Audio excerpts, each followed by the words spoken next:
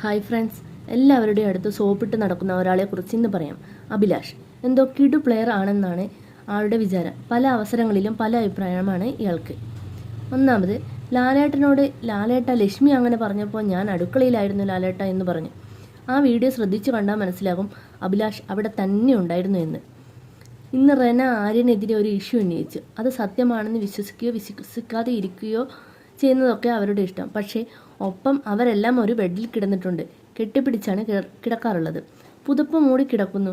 ഇപ്പോൾ ആര്യനെക്കുറിച്ച് അങ്ങനെ പറഞ്ഞത് കണ്ടന്റിന് വേണ്ടിയാണെന്ന്.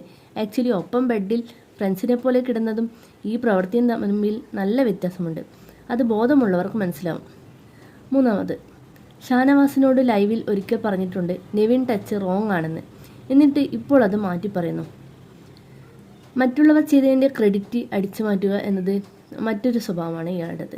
ഇതുപോലെ പലതുമുണ്ട്. എന്നിട്ടും അഭിലാഷ് അവിടെ നന്മമരം കളിച്ച് നടക്കുകയാണ്.